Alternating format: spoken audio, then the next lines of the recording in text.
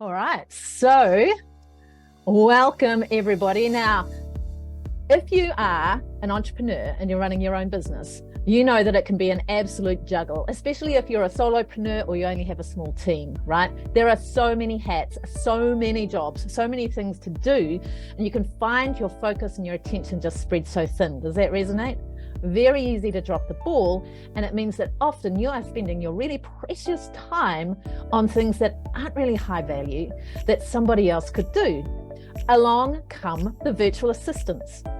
Fabulous, right? And so many of us, either from talking to a coach or other entrepreneurs, have learned to understand the importance of parceling out those tasks that aren't a high value use of your time, or that maybe someone else has the skills and expertise to do better than you, and delegating.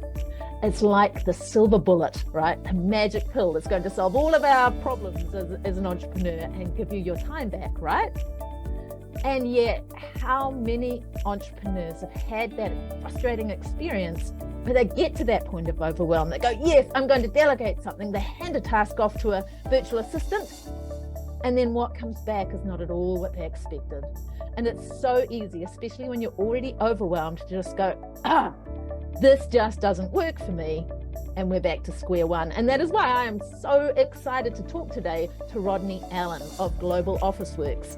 We're going to be talking about how you, as an entrepreneur who's stuck in that juggle of running your business, can actually utilize and delegate tasks to virtual assistants in a way that works, so that you are able to build a sustainable, effective, and good feeling, a successful relationship with your VA, so that you can actually delegate successfully, focus on the things that you love doing in your business, the reason why you're in business, and let your VAs take care of the rest. So welcome, Rodney. It's fantastic to be able to chat with you about all of this. And maybe just to kick off, Rodney, maybe you could tell us a little bit about yourself, what you do and why you do it. Yeah, sure. I actually live in the Philippines, where I run an office-based virtual assistant company where we really fully support the virtual assistant. When they're given a task by the client, then they're not overwhelmed and they just quit because they're too shy to tell you they don't know what to do. So we support them. And I got into the business about in 2010 because I was really passionate. I've been in business my whole life. I come from a real estate agency background. And I was just like so many other business owners, working my butt off on the treadmill, making money, spending more, and not having a very good lifestyle and trying to get everything done myself. And then I realized when I moved to the Philippines that there's millions of talented people out there, English speaking, that can be trained to help you run your business. And so my mission is really twofold. It's to give the business owner the lifestyle that they want, as well as what you mentioned before, Anna, about delegating the tasks that they either don't like doing or are not good at doing. And the simultaneous mission I have is giving that value to our clients. We also create wonderful career opportunities for my Filipino staff, and that's what gets me out of bed in the morning. Oh, I love that, Rodney. And it's kind of like finding that win-win-win, right? You're making life easier for entrepreneurs. You're actually improving the quality of life for your team, and at the same time, you can have a fulfilling business from the sounds of it. Is that a fair summary? Absolutely. I love it. This is modern business at its best. And I have to say, I mean, in my experience, and I help work from home entrepreneurs particularly to be able to reclaim their time and their life and their balance, and so they can achieve their goals and still actually have a life they enjoy and a business that they love. And it's exactly this that comes up again and again and again. You talked about being on the treadmill. We can get on that treadmill and just not quite know how to package things up and delegate them. You know, a coach like myself can help the entrepreneur figure out what they need to delegate, but then what are my next steps? So I bet you've mentioned to me that you've been doing this for like 16 years. So yeah, I think it's coming on 12, but 13 or something like that. 13, but, yeah, and really the first 5 years I did what many entrepreneurs do, but I was providing a service that was, I'll call it failing. We stayed in business, but we would give a virtual assistant, we'd go find them, and we'd give them to you and say, there she is, have a good life. Hope it works out for you. And surprise, surprise, it didn't. So it took a few years going through that and figuring out why it didn't. And it's a mixture of the VA not supported and the business owner not supported in what do they give to their VA and what do they do with their time when they've freed up their time.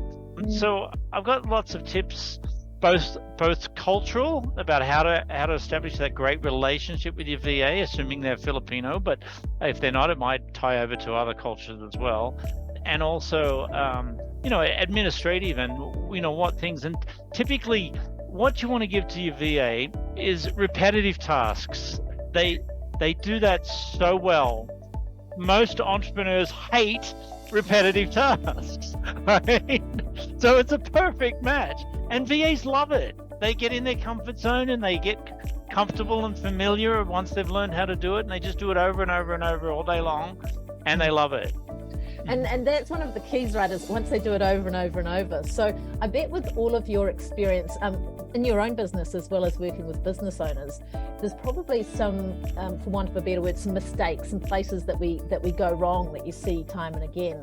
So what would, say, your top 3 mistakes be that you see business owners making when they're finding and working with virtual assistants? Sure. And these are typical mistakes that if you work with Global Officeworks or a similar company that has a similar model, we help you, we guide you not to make these mistakes. But the biggest mistake really is not being prepared. You get overwhelmed and you go, I need help, and you reach out and you bring on a virtual assistant and you're like, help me.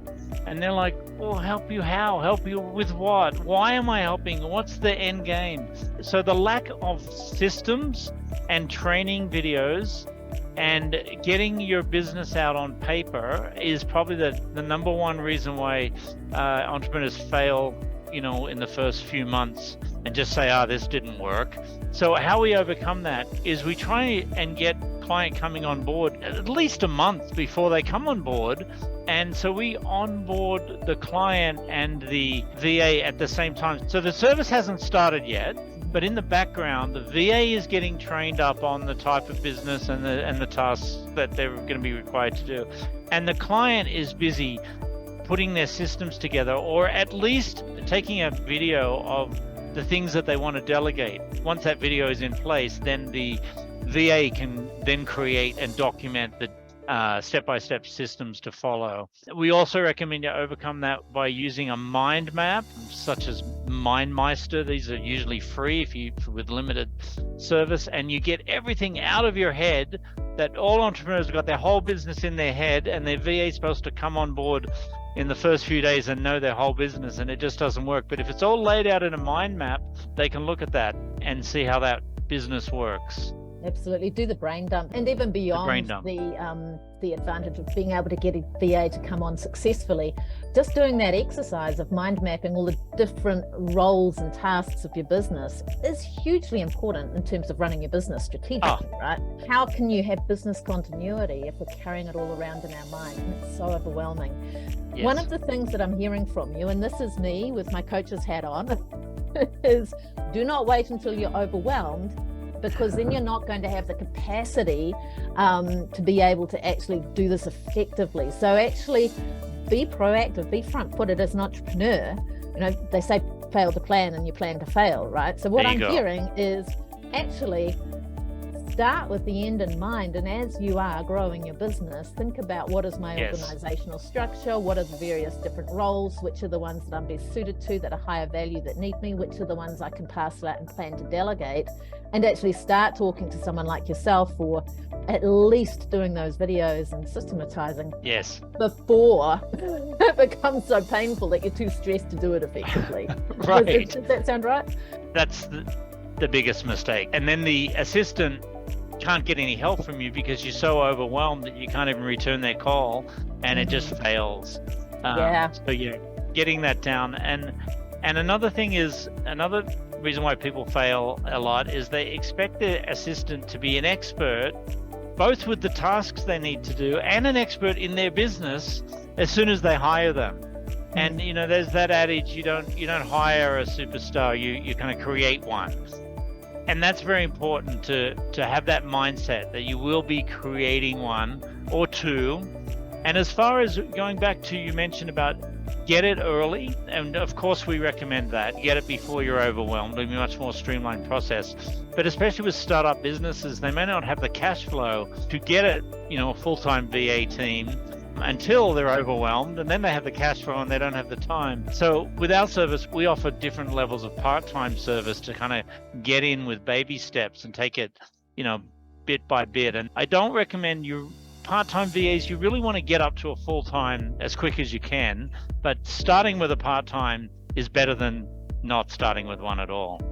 As much as anything, that's a mindset thing for the business owner, isn't it? Is it actually gets the business owner to think ahead in terms of delegating, and then we can up level and create more systems and add things on. Because we find a lot of business owners, they come on board part-time because, I don't have enough work for them, and because they don't think they do. And then once they get going, they go up to full-time or 2 or 3 people fairly quickly, because of course they do. Yeah. Well, the thing is once you actually reclaim your focus in your mind by handling those lower value but important things, and I'm thinking about stuff like, consistently posting on social media and all of that stuff, which can just be a rabbit hole for the entrepreneur and can be such a time suck. Right? And it's not a highest and best use of an entrepreneur's time. It's important, but it's one of those repeat things, and it actually really messes with the mindset and disrupts our focus hugely. And so once you can actually hand a lot of that stuff off to someone else and focus on the things that bring in the clients and add value, your success is going to come more quickly, I would have thought. Have you seen examples of that in play? Totally. That's a really good example. There's another 100 examples of different tasks, but that's a really good one, because once you turn on your social media, you're just not doing what you should be. You should be out there, servicing your clients and making sales and building your business and scaling up, and not buried in social media. But as you mentioned, it's very important part of your business. You have to have it. And rife with distractions. Yes. So that's awesome. Okay, so we've talked a little bit about some solutions there, but can you maybe dig in a little bit more? I mean, you've talked about some top mistakes, so not being prepared, leaving it until we're overwhelmed, until doing things, and sort of not really doing that mind mapping, not getting all of the information out of the head and onto paper for someone else. So that would be the first mistake.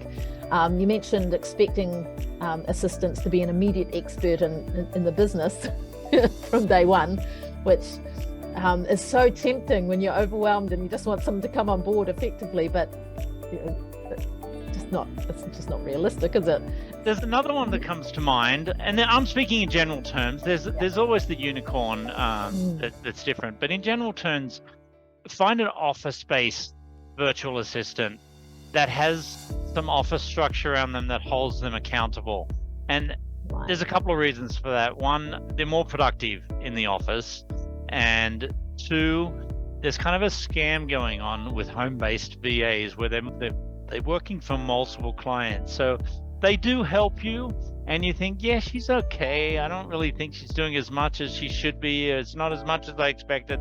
That's usually because she's got 3, 4, 5 other clients, and she's playing one off against the other. So, and the third reason, which in the Philippines is really important, and it kind of leads me into the cultural part of your relationship with your VA, is Filipinos are very, very social creatures, and they just work better, in a social environment rather than at home.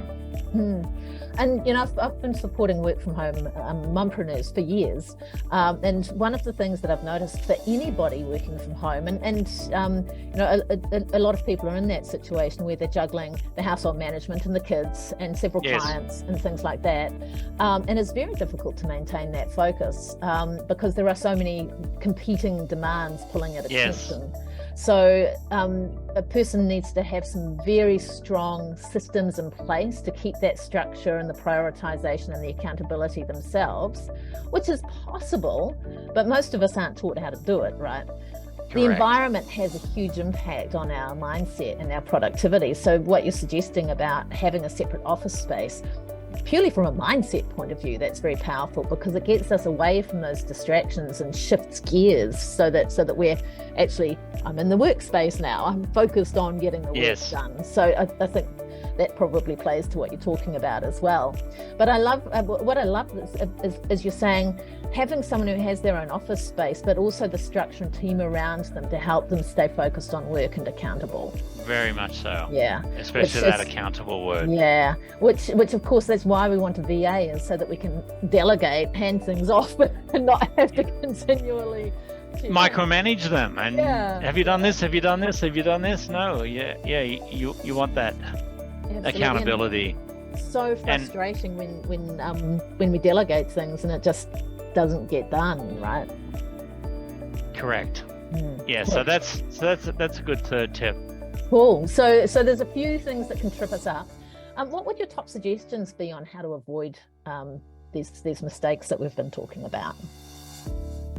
Yeah, I mean, preparation is everything. Once you've brought your VA on, then communication and building your relationship. Bring your virtual assistant into your business. If you're a one-person show and one-person business, and your VA is going to be, now you've got two in your company, integrate them totally. If you're a 50-person business and you've got 49 people, I call it onshore, and this is your first VA, they shouldn't be different. They should be exactly the same as all your other team members. They're just in a different location. So bring them into your business and build a just productive, healthy, personal relationship with your VA. The way you would if Mary Jo was in your office with you. Yeah, that makes so much sense. And it gives them that kind of sense of belonging to the team, right? Exactly. And then they're engaged, and then they're loyal, and then over time they start searching for ways, rather than just do the delegated task, they're searching for ways to improve your business and giving you suggestions, and you build on that. Right. So that's absolutely, it makes so much sense to a good outcome for the business, right? Yes. Yep. So bring them into the business. Yeah.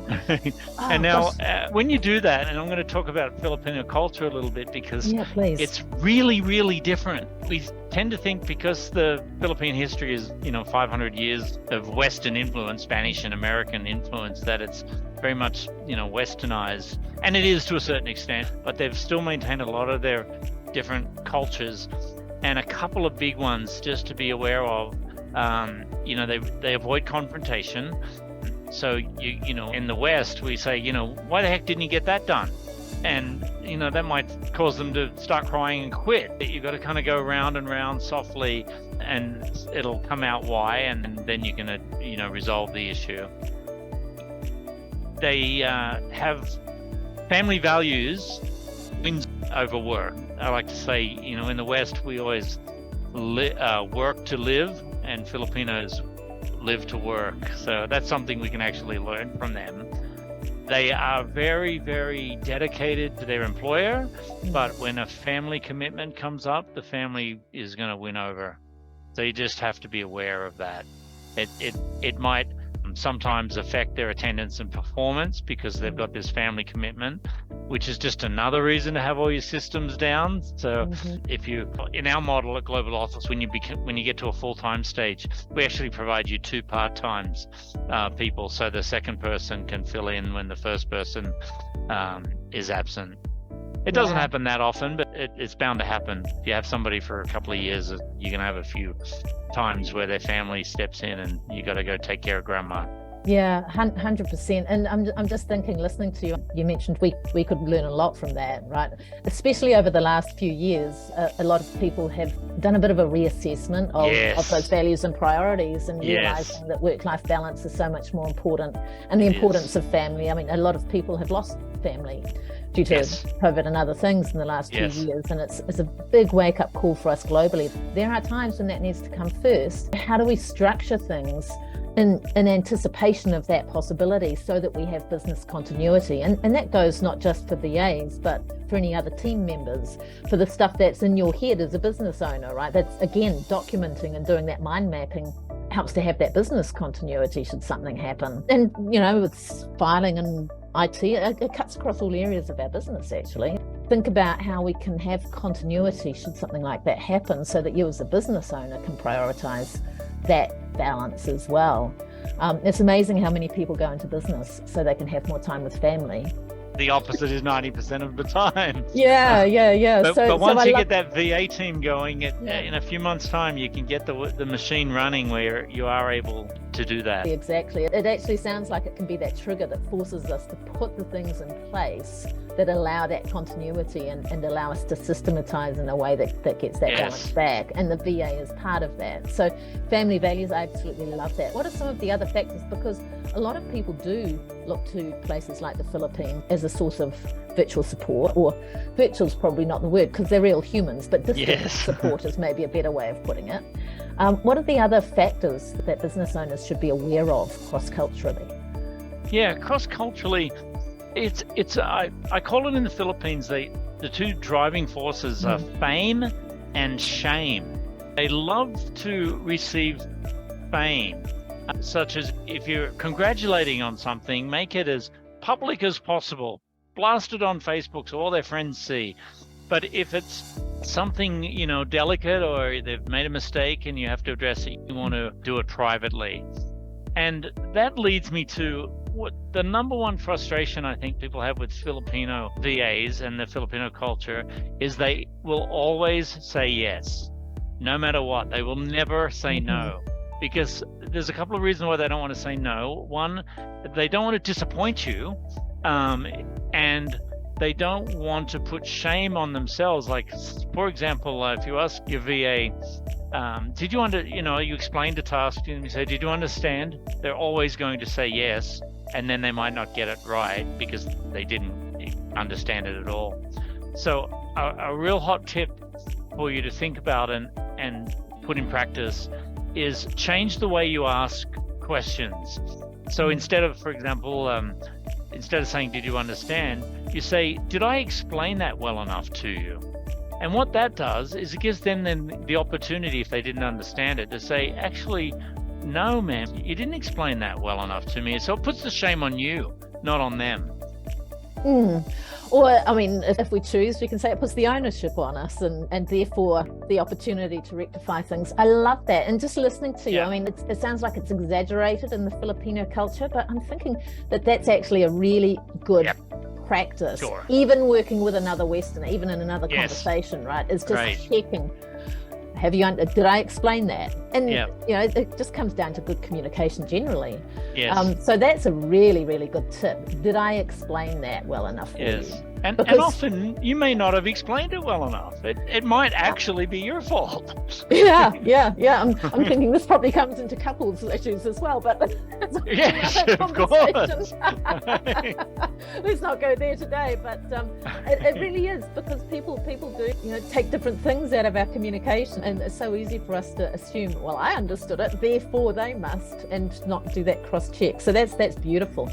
Anything else we should be aware of when working with a Filipino support? Yeah, just really provide clear expectations. Just because you've been doing this for so many years and it's second nature to you, and you might think that they're going to do it the way you've always done it without any video training or anything. So set out those clear expectations. A lot of the times, if you don't do that, the output will come back different from what you expect, and it'll be very frustrating.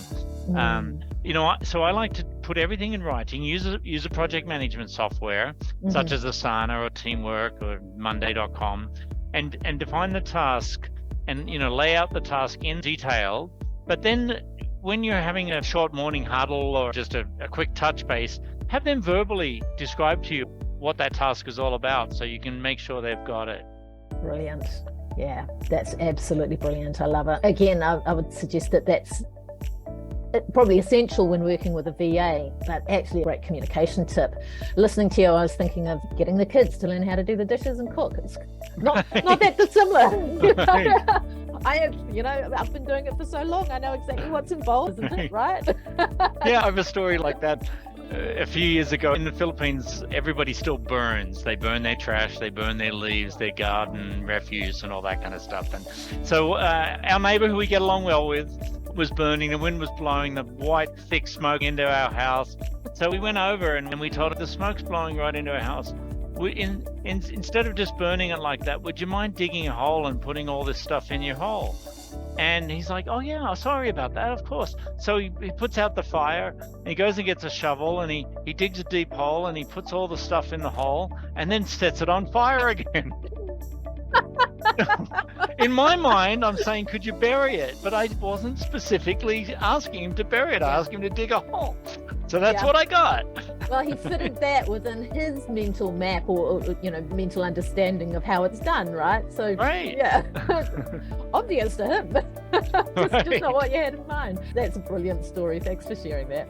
Awesome. So Rodney, and we've been talking about communication a lot. What I'm hearing is that actually the key to success when we're delegating to anybody, and there's some specifics around if you're delegating to someone who's a distance relationship, to someone like your team who's maybe based in the Philippines, has different cultural stuff, that communication and developing that relationship is absolutely essential, is what I'm hearing. So do you have any other top tips for the Western business owner who wants to build a constructive, successful relationship with their distance-based assistant? I'm going to come up with a better term than VA. I would love that. I hate it too, but it's the industry standard, so it's all we have to use. But just summarizing what I think we've already talked about, just make sure that you develop them. Don't expect them to be, fully trained and developed on day one. Provide a lot of feedback and support in a positive manner. Filipinos, probably like everybody else, provide performance bonuses. And I use the word performance, very, very strongly. So attach your bonuses to, KPIs. There's something in Filipino culture that's really cool, and they call it utang na loob, and it translates to a debt of gratitude. So if they're just doing an overall good job for you, or they've done something a little bit above your expectations and met your expectations, give them an unexpected bonus, and then they're going to be in your gratitude culturally, which is a really cool place to be. They may work back or be extra loyal. That's beautiful. That just brings a few things to mind. I mean, everyone loves to be appreciated, right? And there is research out there that shows, and this is in general, but particularly plays to what you're talking about, is that in giving feedback, thriving teams, one of the key kind of characteristics or attributes of a thriving team is feedback that's given is at least 5 times more positive, appreciative from feedback versus please improve feedback. And you've worked in as well that when working with a Filipino, we want to advertise all of that positive stuff and to keep the please improve behind closed doors so that people feel safe. But what you're talking about there as well is providing that random recognition through the form of a gift, which is similar to the concept of random acts of kindness, which is hugely beneficial for our resilience and our mental health, both for the giver and the recipient. And the concept of gratitude as well, hugely powerful when it comes to our overall mindset and our resilience. So it doesn't just benefit your VA, it also benefits you as a business owner. Absolutely. That's absolutely wonderful. And attaching that to specific KPIs as well is fantastic, because we focus on what we measure, right? So that's very powerful. Measure it. Awesome. So we've covered a lot in quite a short period of time. Is there anything else that you would like to share with busy entrepreneurs who either are already working with a distant assistant or a freelancer, a virtual team? I really don't like that word virtual. A global team. Let's expand it. Yeah. But, if you're already working with a virtual team and you have been, let's say, more than a year, go visit them. Oh, that's brilliant. Yes. Yeah. You can write it off on your taxes. You can take a vacation out of it, and that will mean so much to them that their performance will improve, their tenure and security, and they're going to stick with you because you've made the effort to come all the way over to visit them. And a lot of people like to do that, but they tend to visit them and make it more work orientated. And I like, if there's any training or any work related stuff that you're finding it hard to do online, sure, spend a few hours and do that. But mostly just spend a few days with them having fun, singing karaoke, going out on the ocean, or, doing some fun stuff, bonding. Yeah. That's again, when we're an entrepreneur who tends to be, we can be laser focused on those business objectives, right? That's not obvious, but now that you mention it, it just makes so much sense because, and I think this is a theme I'm taking from this whole conversation, is that actually if you want a successful relationship with your virtual assistant and you want them to be engaged and feel like part of the team and be committed to your business, form a human being based relationship with them. Have a relationship with them as a human, as a person first, so that they feel that connection, and then the success flows from that. Is that a fair summary? I monitor situations that are really working well and situations that are just kind of making it, and the ones that are working well is because of that, the human element. Wow. Right. So that's the silver bullet. that is it. Human. I love it. Fantastic. Wow. There's a lot in there. So any final words before we wrap up? No, I think that, if you're considering or you think you might need one, just do it. Progress is better than perfection. So get in and get it going and tweak and perfect it as you go. Fantastic. And just a quick question as well, what would the next step be for anyone who's listening to this, who's like, actually, I need to learn more? How can people reach out and get in touch with you?